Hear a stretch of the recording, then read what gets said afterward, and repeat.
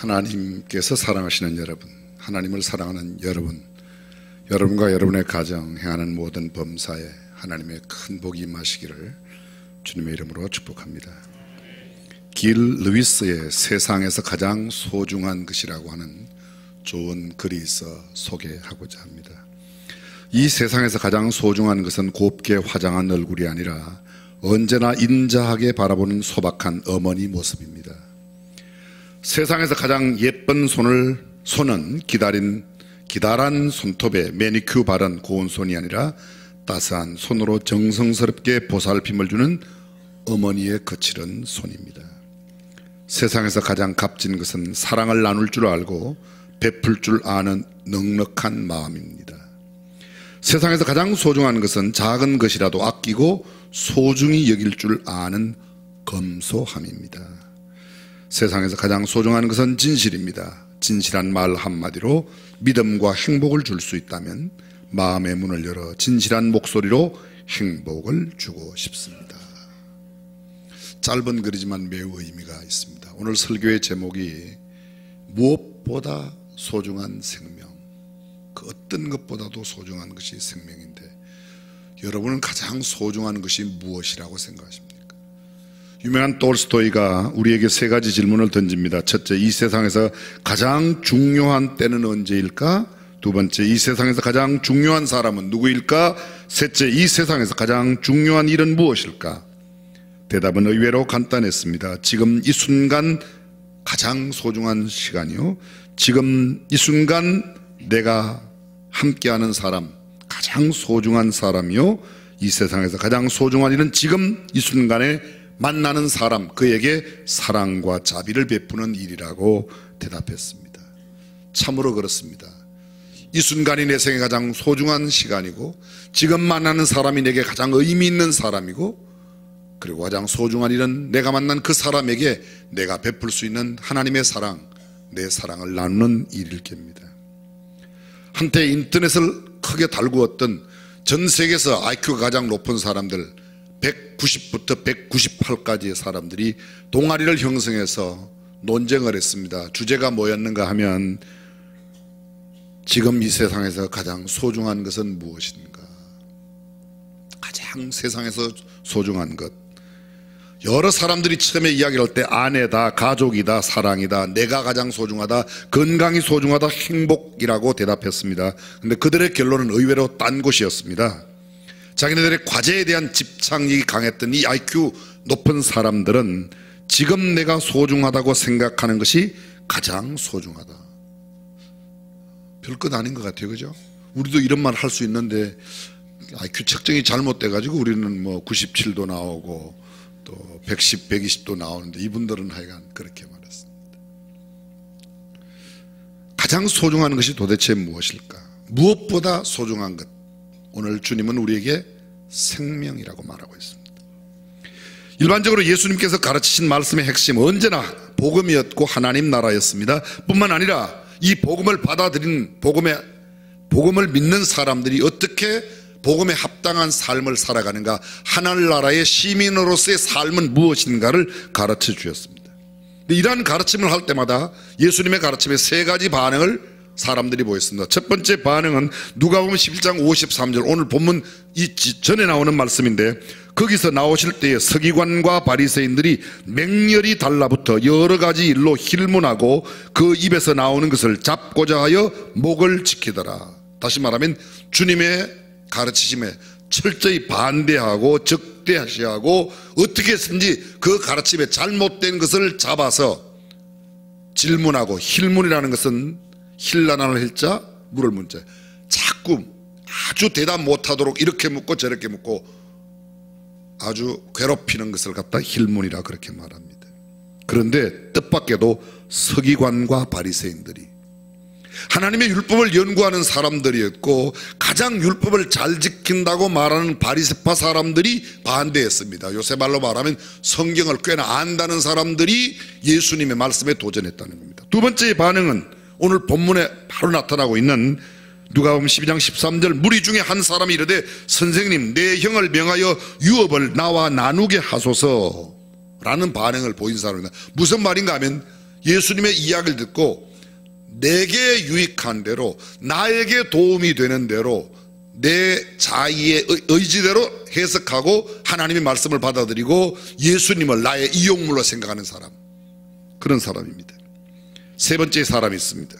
그 사람은 예수님이 무슨 말씀을 하시든지, 하나님께서 어떤 말씀을 하시든지 그 말씀대로 순종하는 사람입니다. 마태복음 21장 6절, 제자들이 가서 예수의 명하신 대로 하여, 예수님 명하신 대로 내 이성과 경험과 논리에 맞지 않아도 말씀하시면 그대로 순종하는 사람입니다. 마태복음 28장 16절에 11제자가 갈릴리에 가서 예수의 명하신 산에 이르러, 이유가 없습니다. 주님이 가라오면 가고 오라면 오는 예수님의 말씀대로 행하는 사람입니다.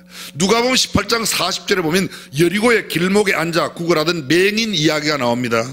예수께서 머물러 서서 명하여 데려오라 하셨더니 가까이 오매 물어 가라사대 내가 네게 무엇을 하여 주기를 원하느냐? 가로되 주여 보기를 원하나이다. 예수님께서 불러오라고 예수님의 말씀대로 불러왔습니다. 예수님을 만났습니다. 그리고 그는 눈이 띄어졌습니다. 성경 속에 나타난 위대한 하나님의 사람들의 공통된 특징 하나는, 모두가 다 동일한 특징 하나가 있는데, 하나님의 말씀을 듣고 거기에 내 경험, 내 논리, 내 이성적인 판단과 어떤 것 없이 그대로 순종했다는 겁니다. 노아의 이야기를 여러분이 잘 아실 겁니다. 노아가 그와 같이 하되 하나님이 자기에게 명하신 대로 다 준행하였더라. 모세와 아론이 여호와께서 자기들에게 명하신 대로 곧 그대로 행하였더라. 말씀하신 대로 행했다는 겁니다. 내 생각과 내 논리를 그곳에 덧붙이지 않았다는 겁니다. 모세가 가나안 땅에 못 들어갔죠. 왜 못 들어갔죠? 출애굽기 17장에 보게 되면 그들이 무릿바에서 물이 없어 하나님을 원망합니다. 하나님께 간구하였더니 하나님께서 모세에게 내 손에 든 지팡이로 반석을 쳐 물을 내라고 그랬습니다.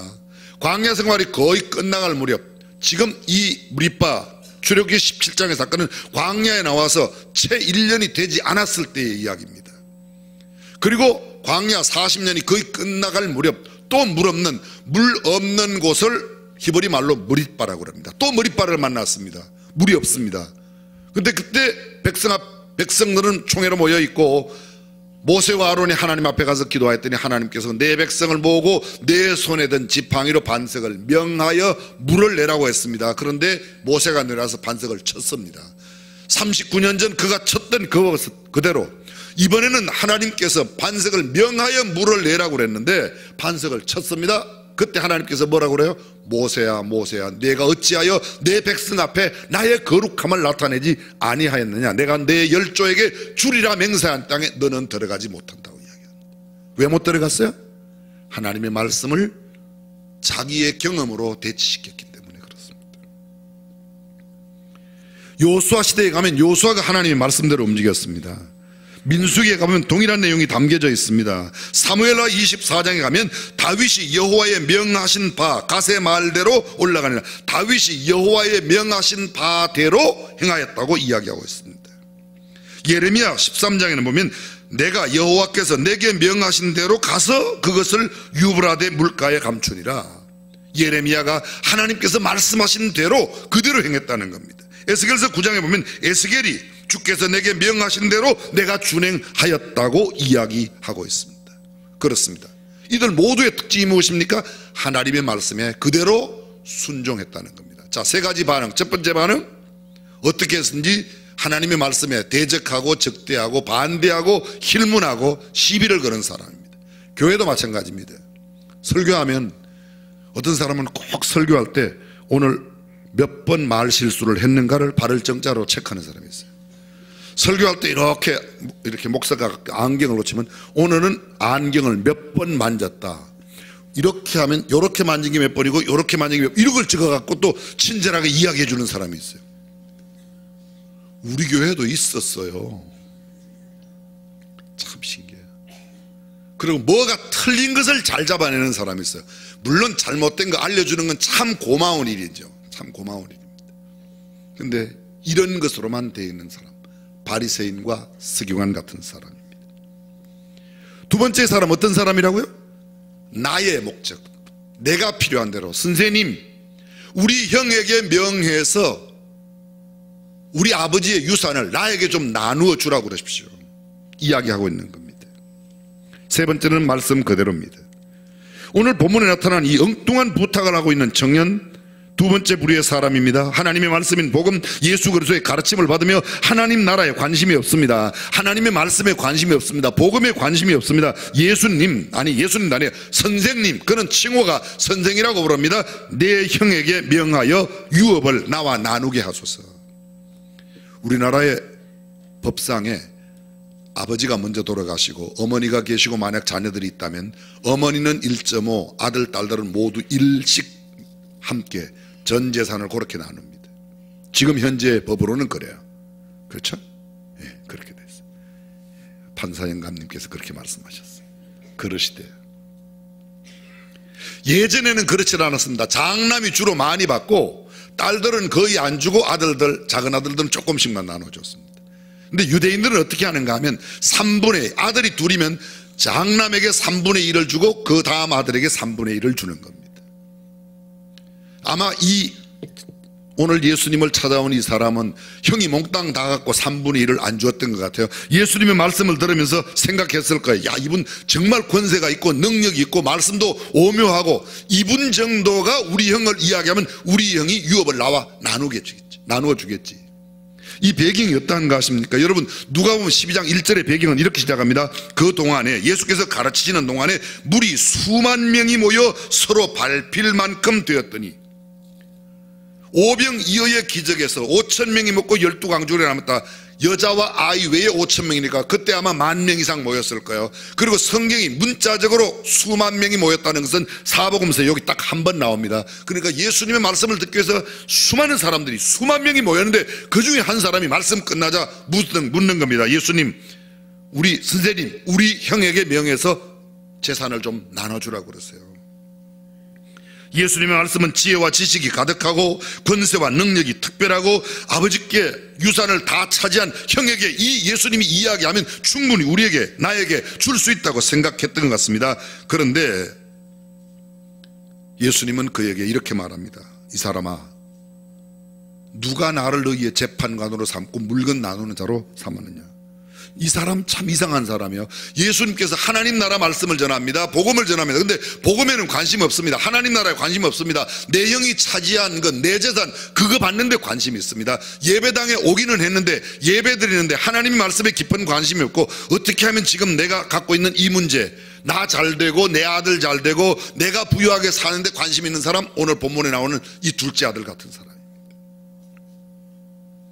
그 소중한 시간, 예수님의 말씀을 듣는 순간 복음을 듣고 하나님의 자녀가 되는 특권을 가질 수 있는 그 소중하고 결정적인 때에 너무도 어처구니없는 생각을 하고 있습니다. 어쩌면 역사상 단 한 번뿐일지도 모르는 그 시간, 어쩌면 평생에 주어진 유일한 기회에 그가 생각하는 것은 내 영혼에 대한 생각, 하나님 나라에 대한 생각, 영원한 가치가 아니라 형이 차지한 내 재산, 아버지의 유산을 내가 갖는 것입니다. 매주일마다 예배는 드리지만 신앙생활 한다고 하면서도 순수한 신앙정신을 잃어버리고 교회에 나와서 마치 취미 동아리 활동하는 식으로, 계모임하는 식으로 향락에 추구한 내 문제 해결하기 위해서, 나의 심리적인 안정을 위해서, 물질적인 풍요를 위해서 만약 예배당에 다니고 내가 신앙생활 한다면 그건 성경적인 올바른 신앙생활이 아니라는 것입니다. 신앙의 본질, 교회의 정체성, 성도의 마땅한 믿음과 하나님의 자녀로서의 마땅히 살아내야 할 삶에는 관심을 두지 않고 당장 현실에 다가온 몇 푼의 돈과 물질에 관심을 갖는다면 그것은 분명 예수님을 오해하고 믿음에 대한 오해를 갖고 있는 겁니다. 예전에 고목나무 밑에서 십자가 밑으로 장소만 바뀌었을 뿐 참된 성경적인 신앙의 태도가 아니라는 것입니다. 여쭤보겠습니다. 여러분은 예수님을 누구로 알고 계세요? 내 영혼을 구원하는 구세주로 알고 계세요? 내 모든 삶의 주인으로 알고 계세요? 아니면 그분이 나에게 물건을 주는 분, 재판관이나 물건을 나누어 주는 분, 내 삶에 그저 적절한 가르침을 주는 훌륭한 선생님의 한 분으로 생각하십니까? 누구로 생각하십니까? 예수님이 나의 구세주와 주님이 되신다면, 주인이 되신다면 아멘 합시다. 근데 정말 우리의 삶 속에서 그렇게 인정해요? 하나님의 것이라고, 내 인생이 하나님의 것이라고, 내 것이 다 하나님의 것이라고 그렇게 인정하며 살아갑니까? 방금 우리 봉헌기도 하신 집사님께서 말씀하신 것처럼 마치 모든 것이 하나님께로 왔는데 내가 잘해서 내 것인 것처럼 생색낼 때가 얼마나 많이 있습니까? 예수님이 이렇게 말합니다. 이 사람아, 누가 나를 너희의 재판관이나 물건 나누는 자로 세웠느냐? 또 저희에게 이르시되 삼가 모든 탐심을 물리치라. 사람의 생명이 그 소유에 넉넉한 데 있지 아니하니라. 무슨 말씀입니까? 소유의 많고 적음이 존재 가치를 결정하는 게 아니라는 겁니다. 부유하게 산다고 그 사람은 괜찮은 사람이고, 가난하게 산다고 이 사람은 형편없는 사람이고, 그런 게 아닙니다. 부유하게 산다고 모두 행복하고, 가난하게 산다고 모두 불행하고, 그런 게 아니라는 겁니다. 부유하게 살면 사람다운 삶을 살고, 가난하게 사는 것은 사람답지 못하게 산다, 그런 뜻이 아니라는 겁니다. 이건 주님의 가르침이에요. 그래서 주님께서 말합니다. 나는 너희 재판장이 아니야. 나는 너희의 물건 나누는 사람도 아니야. 탐심을 버려. 사람의 생명은, 사람의 삶, 사람의 영생, 사람의 영혼, 사람의 행복, 사람이 사람답게 사는 것은 소유의 넉넉함과는 상관이 없다는 겁니다. 얼마든지 가난해도 사람답게 살아갈 수 있습니다. 참된 행복을 누릴 수가 있습니다. 내가 넉넉하게 부유하게 살아도 사람답지 못한 삶을 살아갈 수도 있다는 겁니다.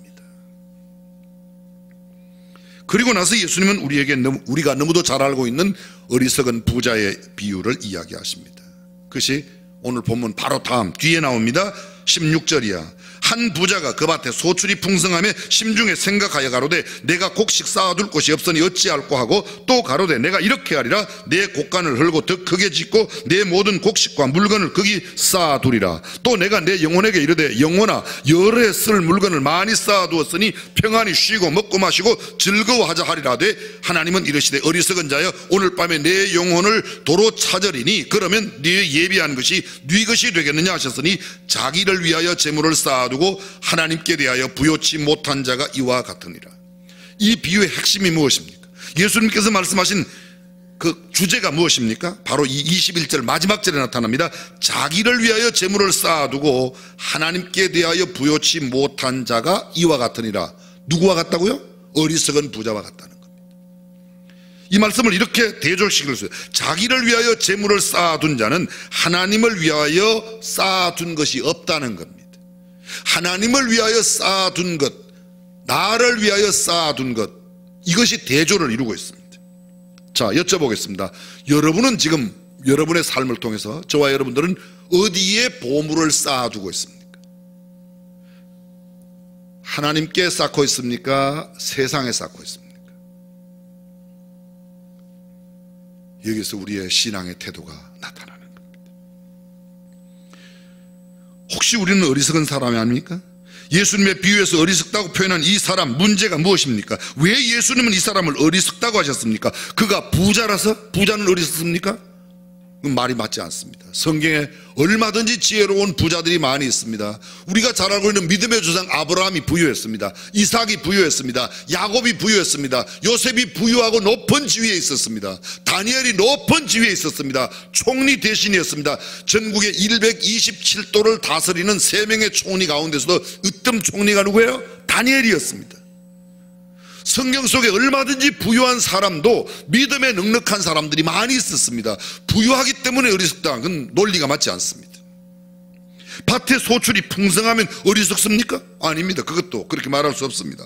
곡식 쌓아둘 곳이 없으면 어리석습니까? 아닙니다. 곡식 쌓아둘 곳이 없어 곡간을 헐고 새롭게 짓겠다는 미래를 향한 아름다운 설계가 잘못되었습니까? 전혀 잘못된 게 아닙니다. 미래를 대비하고 준비하는 건 좋은 일입니다. 그런데 예수님은 이 부자에게 어리석은 부자라고 말하는 까닭이 도대체 무엇입니까? 몇 가지 이유가 있습니다. 첫째, 본문에 나오는 부자는 너무 자기중심주의, 이기적입니다. 성경을 보십시오. 17절, 내가 내 곡간을 헐고 내 곡식을, 내 물건을, 내가 내 영혼에게, 나야, 전부 다 나야, 내 돈, 내 집, 내 거, 전부 다 나밖에 모릅니다. 현대인들의 가장 큰 특징이 뭐예요? 자기중심주의, 이기적이에요. 개인주의적입니다.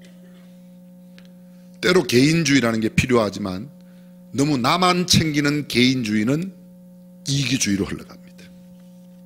사랑하는 성도 여러분, 나 외에 오늘 내가 있기까지 하나님께서 나를 이 땅에 보내신데 통로로 사용하신 부모님, 나를 가르치고 교육하신 선생님들, 내 친구들, 내 이웃들, 내가 모든 활동하는 일에 내가 장사를 해서 돈 벌지만 물건을 사주는 내 이웃이 있기 때문에 내가 물건을 팔 수 있는 거 아니겠습니까? 또 파는 사람이 있으니까 내가 그 물건을 돈을 주고 사더라도 내가 사용하는 게 아니겠습니까? 따라서 내 주변의 사람들을 생각하고 나 중심으로가 아니라 내 주변에 함께 더불어 살아가는, 어울려 살아가는 삶의 지혜를 가져야 될 줄로 믿습니다. 근데 본문의 어리석은 부자는 나밖에 몰라요. 내 곡식, 내 물건, 내 창고, 나밖에 모르는 거예요. 두 번째로 이 본문의 부자는 어리석은 물질 만능주의, 소위 배금주의, 돈을 숭배하는 사상입니다. 이렇게 말합니다. 내 영혼아, 내가 여러 해 쓸 물건을 많이 쌓아두었으니 평안히 쉬고 먹고 마시고 즐거워하자. 내가 많이 쌓아두었으니까, 쉽게 말하면 나 돈이 많으니까 이제는 편하게 살자는 겁니다. 얼마나 좋은 겁니까? 쉬고 먹고 마시고 즐거워하자. 좋은 거예요, 나쁜 거예요? 아니, 쉬고 먹고 마시고 즐거워하는 게 좋은 거냐 나쁜 거냐 여쭤봤어요. 좋은 거예요, 나쁜 거예요? 이게 나쁜 거예요? 좋은 거예요. 반대로 해보세요. 쉬지도 못하고 먹지도 못하고 마시지도 못하고 즐겁지도 못하고 세상에 지지공상 거지 같은 삶이지 그게 무슨 좋은 삶입니까? 이게 좋은 삶이에요. 근데 그 좋은 삶을 잘 보십시오. 이렇게 말하고 있습니다. 여러 해 쓸 물건을 많이 쌓아두었으니. 좋아요. 여러 해 쓸 물건도 있고 쉬고 먹고 마시고 즐겁고 좋습니다. 쾌락이 나쁜 게 아닙니다. 쾌락주의에 젖으면 문제예요. 노는 것만 하면 문제입니다. 쉬는 것만 하면 문제이고 먹고 마시는 것만 캐사라세라의 어떤 세속주의, 쾌락주의에 빠지면 문제입니다. 근데 이 사람은 이렇게 말합니다. 내가 여러 해 쓸 물건을 많이 쌓아두었으니 내 영혼아. 내 뭐야? 영혼의 문제는 물질로 해결할 수 있는 문제가 아니래요. 영적인 문제는 많이 번 것으로, 내 통장에 두둑한 돈으로, 내 창고에 있는 많은 물건으로 해결될 문제가 아닙니다. 그런데 이 사람은 이 내 영혼의 문제도 돈으로 해결하려고 하는 사람이에요. 기억나실 겁니다. 금이 너무 많이 나와서 시간 가는 줄 몰랐다. 우리는 금덩이를 옆에 두고 죽어간다. 누가 한 말이죠? 캐나다의 가장 동부 클론다이크라고 하는 금광 개발대에 금이 너무 많이 나와서 금만 캐다가 어떤 날 가지고 간 식량이 떨어져서 밖에 나와보니까, 갱도 밖에 나와보니까 눈이 너무 많이 와서 어디로 갈 수도 없습니다. 다시 갱도 안에 들어가서 금덩이를 옆에 두고 먹을 게 없어서 죽는 겁니다. 그 사람들이 남긴 글귀가 그거예요. 금이 너무 많이 나와서 시간 가는 줄 몰랐다. 우리는 금덩이를 옆에 두고 죽어간다. 금 많은 게 소중한 게 아니라 내 삶을 의미 있게 살고 영원한 가치를 추구하는 삶의 태도가 중요한 줄로 믿습니다. 영적인 것에 대한 분별력이 없는 사람 어리석은 사람이다. 내가 내 영혼에게 이르되 영혼아. 이 사람 영혼에 대한 인식이 있어요, 없어요? 있어요, 없어요? 없어요? 있어요. 있으니까 말하죠. 내 영혼아, 내 영혼아. 근데 영혼의 문제는 물질로 해결되는 게 아니라는 겁니다. 이 사람은 영혼의 문제를 인식하고 있지만 물질적인 것으로 내 영혼의 문제를 해결한다고 생각해. 오늘 교회 안에도 이런 게 많아요. 교회 안에서 장로 되려면 돈이라도 좀 많이 내야 돼. 씨알데기 없는 소리 하지 마세요. 내가 얼마만큼 하나님 앞에 올바른 신앙의 자세, 태도를 갖고 있느냐가 보다 중요한 줄로 믿으시면 아멘. 아멘. 그렇습니다. 이 사람 또 문제가 있습니다. 감사가 없어요. 감사가. 보십시오. 그 밭에 소출이 풍성했습니다. 소출이 풍성하다. 농부로서의 소출이 풍성하다는 것은 무엇이 전제가 되죠? 하나님의 도우심이 없이는 결코 불가능합니다. 지난 여름 그 장렬하는 태양볕이 필요했고, 지난번 파종 시기에 수많은 사람들이 함께 씨를 뿌려야만 했고, 그 잡초들이 올라올 때, 풀들이 올라올 때 김 매는 사람들이 필요했고, 그 곡식을 거두어 드릴 때 그 곡식을 다 타작하고 저장해서 창고를 새롭게 지을 만큼 많은 소출이 났다는 것은 하나님의 은혜가 아니면 불가능하고 그거를 돕는 주변의 사람들이 아니면 결코 불가능합니다.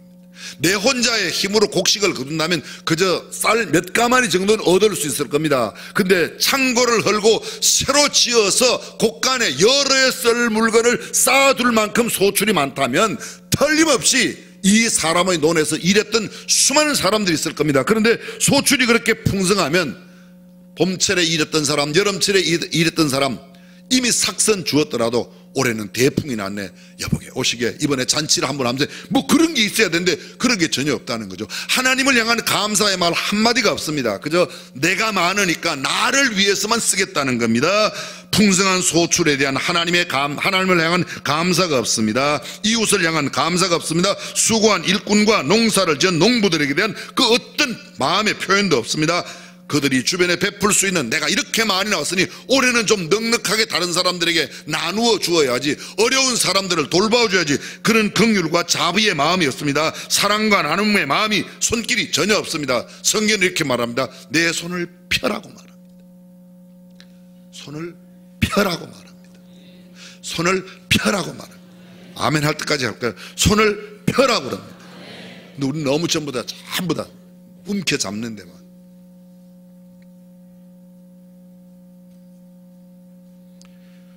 주님이 우리에게 요구하시는 삶의 태도가 뭐예요? 나 예수 잘 믿어서 부자 됐어. 난 우리 집이 엄청 부자야. 축하드립니다. 그러면 나누는 것도 좀 많이 나눠주고 섬기고. 아멘 안 하시는 거 보래요. 아멘. 그렇습니다. 이 사람 죽음에 대해서 인식이 없어요. 어리석은 자여 오늘 밤에 내 영혼을 도로 찾으리니 그러면 너의 예비한 것이 네 것이 되겠느냐. 죽음을 몰라요. 죽음을 언제 다가올지 모릅니다. 조금 전 광고 시간에 말씀드렸지만 지난 주간 우리 교회에서 9분이 돌아가셨는데요. 50살 청년, 59살 청년, 93살 되신 분 순서 없이. 지금도 김정영 장로님 부인 되신 이옥순 권사님이 그저께 돌아가셨어요. 근데 순서 없이 떠납니다. 언제 떠날지 모르는 죽음에 대한 인식을 갖고 살아간 것이 참으로 지혜로운 사람인 줄로 믿습니다. 이 사람 영혼의 소중함을 잃어버리고 있습니다. 물질보다 더 소중한 영혼, 이 순간에 없어질 것, 두고 갈 것, 썩어질 것, 없어질 것, 유한한 것에 내 마음을 빼앗기지 말고 영혼을 위해서, 다른 말로 표현하겠습니다. 육신의 때에 어떻게 잘 사는가 보다 영원한 영혼의 때를 육신의 때에 잘 준비하는 것이 참으로 지혜로운 인생인 줄로 믿습니다. 근데 그러니까 영혼의 때를 준비하지 못하였으니까 어리석은 겁니다. 사람이 온 천하를 얻고도 자기 목숨을 잃으면 무엇이 유익하리요? 사람이 무엇을 주고 제 목숨을 바꾸겠느냐? 그렇습니다. 생명이 소중합니다. 온 천하보다 귀한 것이 영혼입니다. 우리가 해마다 새생명 축제를 합니다. 왜요? 영혼 구원이 가장 소중하니까. 오늘 이 본문 어리석은 부자의 비유, 다음에 나온 말씀 여러분들이 한번 집에 가서 읽어보십시오. 목숨을 위하여 무엇을 먹을까, 몸을 위하여 무엇을 입을까 염려하지 말라. 목숨이 음식보다 중하고 몸이 의복보다 중하다. 까마귀를 생각하라. 심지도 않고 거두지도 아니하고 골방도 없고 창고도 없어되 하나님이 기르시나니 너희는 새보다 얼마나 귀하냐. 까마귀가 귀해요? 여러분이 귀해요? 그걸 문제라고 내고 있냐? 근데 까마귀도 먹이는데 하나님께서 우리를 안 먹이시느냐 이거야. 또 너희 중 염려함으로 그 키를 한 자나 더할 수 있느냐? 백화파를 생각하여 보라. 실도 만들지 않고 짜지도 아니하느니라. 그러나 솔로몬의 모든 영광으로도 입은 것이 이 꽃 하나만 갖지 못하는. 솔로몬은 성전 지을 때 금 놓고 돌멩이 놓고 금 놓고 돌멩이 놓고 그렇게 성전을 금을 그냥 물 써도 있었습니다. 근데 그 솔로몬이 그런 부귀영화로 입은 것도 백합꽃 하나만 갖지 못하다. 오늘 있다가 내일 아궁이에 던지는 들풀도 하나님께서 이렇게 입히시거든 하물며 너희일까 보냐. 입는 거 걱정하지 말아라. 전 이때까지 지가 자꾸 벗으려고 해서 벗지 입을 게 없어서 벗고 다니는 사람은 못 봤어요. 참 신기해요. 그렇게 옷이 많아도 어떻게 해서든지 하여간 짧게 입으려고 이상한 여자들이 있어요. 아래 것도 짧게 위에 것도 그냥 꼭 동생 티셔츠만 입고 다니면서 부끄러운 줄도 몰라요.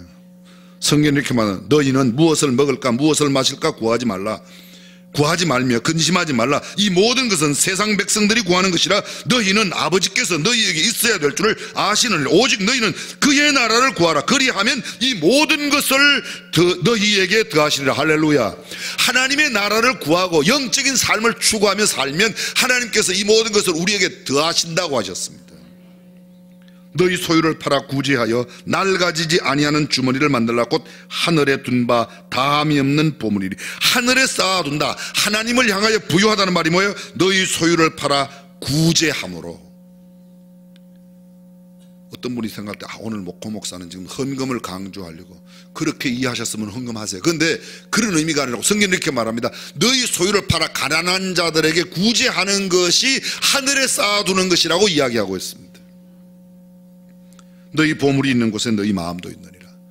사랑하는 성도 여러분, 새생명 주제의 한 영혼을 구원한다는 것은 그 어떤 것보다도 가장 소중한 일입니다.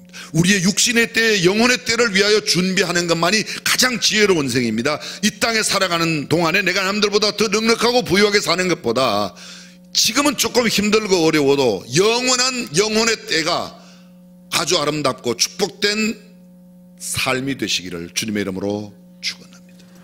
기도하겠습니다. 전능하신 우리 하나님 아버지, 우리가 이 땅에 발을 붙이고 살고 있지만 이 땅에 속한 것이 아니라 하나님 나라에 속하 있는 하나님의 백성들인데 하나님의 백성답게 이 세상 사람들을 향하여 삶으로 보여줄 수 있는 성도가 다 되게 하여 주시옵소서. 육신의 때를 위하여만 살지 아니하고 영혼의 때를 준비하고 영혼의 때를 지혜롭게 잘 갖추어 주님 앞에 부끄럼 없이 설 수 있는 우리 모두가 되게 하여 주시옵소서. 이제는 우리 주 예수 그리스도의 은혜와 하나님의 무한하신 사랑과 성령님의 감동 감화 교통 충만하심이 오늘 주일 아침 하나님 앞에 예배하고 돌아가는 모든 믿음의 권속들과 사랑하는 자녀들 저들의 생업 범사 위에 그리고 우리 조국 대한민국 위에 영원토록 함께 하시기를 간절히 축원하옵나이다. 아멘.